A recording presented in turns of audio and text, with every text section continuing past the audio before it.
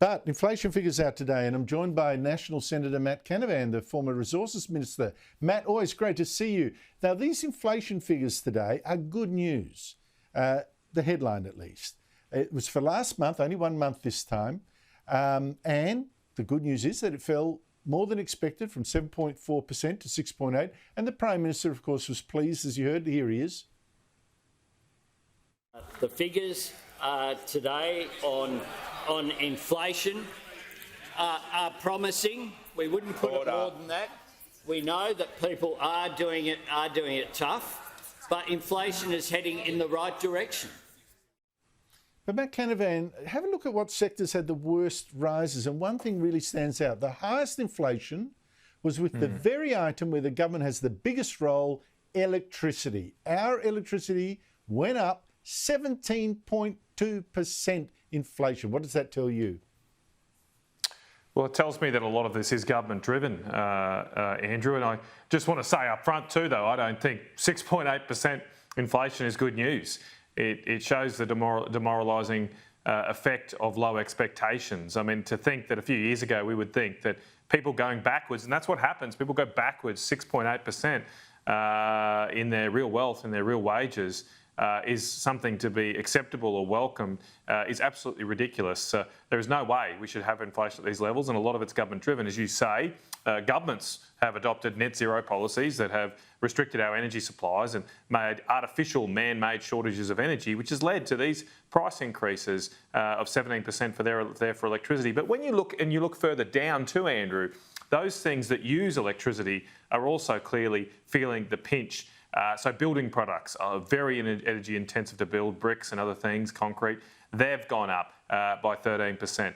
Bread and milk have gone up by 12 and 14% respectively. The things that require electricity to be made are all going up.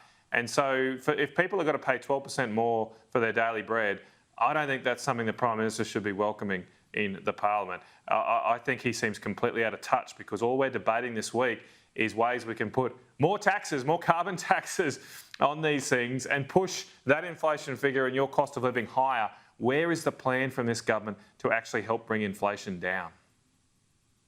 Yeah, you sent me a really interesting graphic, Matt, of how inflation really took off since governments adopted net zero policies, and it's quite extraordinary. Just bang, off they went. Now, I know there are other factors there too, but absolutely certainly the hit to energy did not help at all. But here's the concern, Matt. Energy prices seem even more likely to go up after the deal yesterday between the Labor Party, the Labor government, the Albanese government, and the Greens to hit coal and gas companies even harder. It was a Greens demand with emissions targets. And now we've got major coal companies like Whitehaven, New Hope, Bowen, Peabody. They're warning that this is a carbon tax by stealth. It's going to drive up energy prices, going to destroy jobs and kill foreign investment. Now, Matt, you've always got to allow, of course, for people talking up their own book. Of course, they don't want to pay extra taxes. But how much truth do you think there is in their claim? Well, I disagree with some of these companies to one degree, that I don't think it's a carbon tax by stealth. I mean, this carbon tax is about as disguised as Lydia Thorpe at a gay Mardi Gras parade. It's out there and open. These companies and a couple of hundred other Australian companies will have to pay an extra tax from this new proposal. Because of the Greens deal that the Labor Party has done this week, they're effectively bringing forward net zero. When I mentioned net zero before and our adoption of net zero, the idea was we would adopt it by 2050, but we'd take steps incrementally to get there.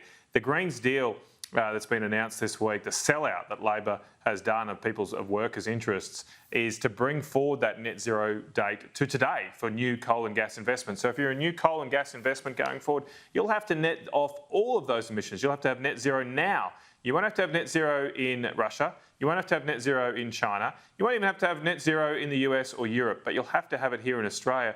And what that will mean for us is we won't get the investment in coal or gas, and we'll have even worse energy shortages than we have today. And of course, a shortage of energy means your power bills will go up even more. Absolutely. I can't believe what has been done to this country, Matt. I'm glad I'm at the end of my working life, because I won't have to pay the consequences like the poor younger people like you will have to in the rest of their lives. Now, Matt, I don't know whether you were in the Senate when this happened, but seriously, Lydia Thorpe, who used to be a Green senator, now she's on her own. She's a real race baiter. I can't think of anyone that plays the race card more often and more viciously. She's the one, of course, that held a war stick and a protest in the streets of Melbourne and said, "This is war," telling Aborigines that this is war with whites. Well, yesterday she accused Liberal Senator Holly Hughes of being a racist for interrupting her during yet another acknowledgement to country that Lydia Thorpe was doing at what seemed to be actually the end of remarks she was making. Have a listen. I want to acknowledge the traditional owners and custodians of the lands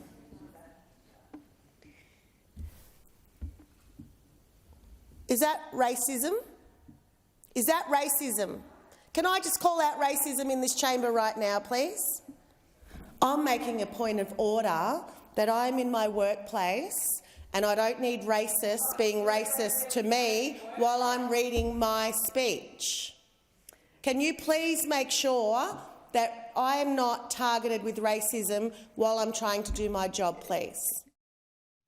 Now, Senator Holly Hughes got up on her feet and said she wouldn't be called racist by that woman, etc., etc., got very offended. What she'd apparently said under her breath was something to the effect of, "Not again," because I don't know how many welcome to countries you have to sit through in Parliament.